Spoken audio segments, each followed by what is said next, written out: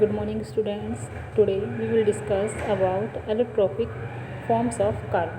Student, carbons occur in nature in different allotropic forms having different physical properties. Out of these different forms, three allotropic forms are crystalline in nature.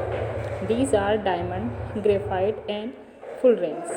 Diamond, graphite and fullerenes different from each other due to different manners in which the carbon atoms are bonded to one another.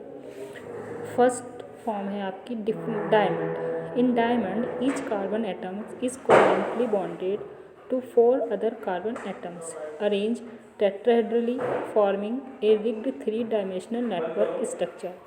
Diamond can be synthesized by subjecting pure carbon to very high pressure and temperature. These synthetic diamonds are small and can be distinguished easily from natural network. Student, diamonds में क्या होता है कि एक carbon atom जो है वो other four carbon atom के साथ बॉन्डेड होता है और एक tetrahedrally rigid three dimensional network form करता है. Okay, these synthetic carbons are small. ये सिंथेटिक कार्बन्स जो हैं बहुत ही ज़्यादा छोटे होते हैं and can be distinguished easily from natural diamond, और ईजिली से ये नेचुरल डायमंड्स की फॉर्म में पाए जाते हैं. नेक्स्ट है आपका properties of diamond. Hardest natural substance having high density. ये बहुत ही हार्ड होते हैं और इनकी डेंसिटी ज़्यादा होती है. Non conductors of heat and electricity. Third, it is insoluble in all non solvent and has high refractive index.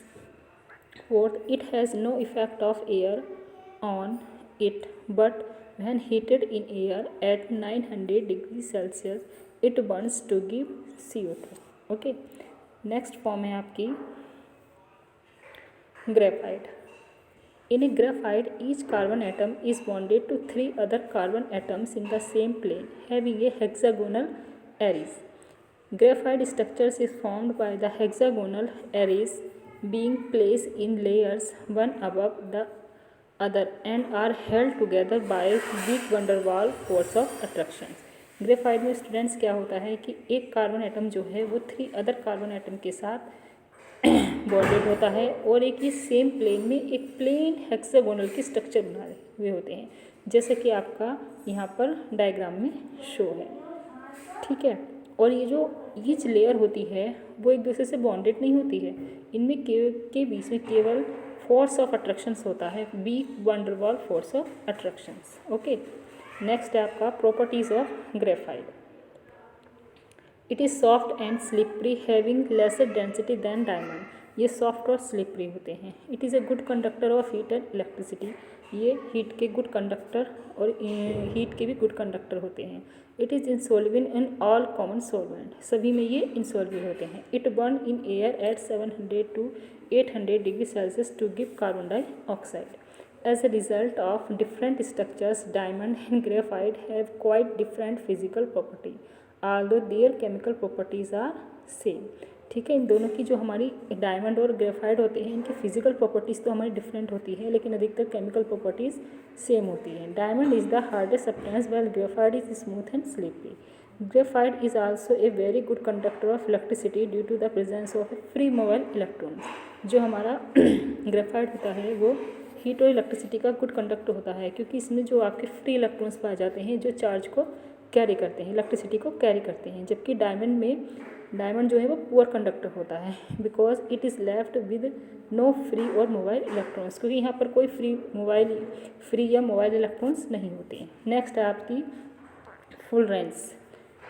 Form another class of carbon allotropes. The first one to be identified was C60, which has carbon atoms arranged in a shape of a football. Student, fullerenes जो है वो एक carbon की form है जिसको हम C60 भी बोलते हैं. यहाँ पर C60 का मतलब ये होता है कि कार्बन की फुलरेंस फॉर्म जो होती है, एलोट्रोपिक फॉर्म जो होती है, वो एक फुटबॉल के फॉर्म में होती है और एक छोटी सी फुटबॉल के अंदर कार्बन के 60 यानी कि 60 एटम होते हैं आपके. इसलिए हम इसको जो है वो C60 बोलते हैं. इनकी फुलरेंस फॉर्म जो होती है कार्बन की या बकमिंस्टर ने इसको डिस्कवर किया था। नीचे दिया गया है नाम, honour of Buckminster Fuller.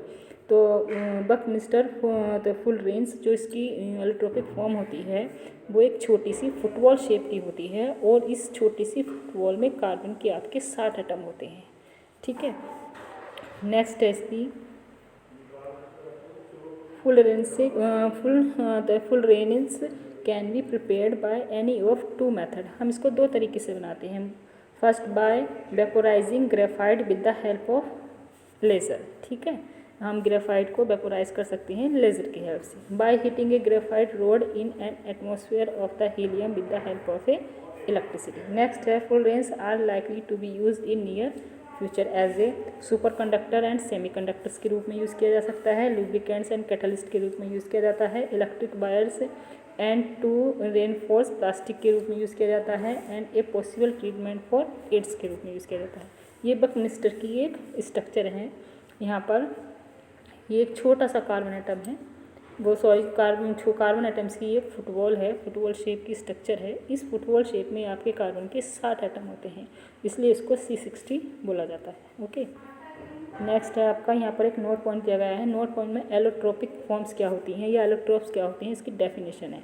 When an element exists in more than one form having a different physical property but same or slightly different chemical properties are various forms are called allotropic forms or allotropes, and this phenomena is called allotropies.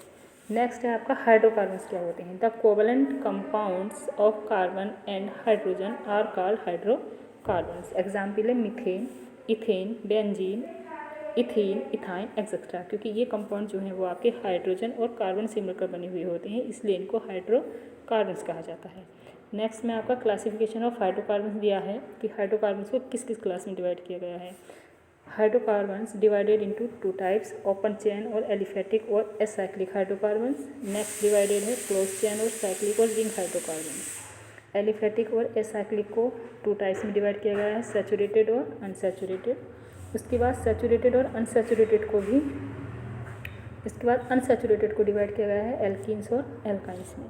Next में आपके जो close chain वाले हैं उनको 2 types में divide किया गया है, एलिसाइक्लिक हाइड्रोकार्बन और एरोमेटिक हाइड्रोकार्बन्स में। इसके बाद आपका जो एलिसाइक्लिक हाइड्रोकार्बन्स हैं उनको डिवाइड किया गया है साइक्लोएल्कीन्स और साइक्लोएल्काइंस। ये आपका क्लासिफिकेशन है। इनका डिस्क्रिप्शन हम नेक्स्ट क्लास में डिस्कस करेंगे। Okay, thank you for watching.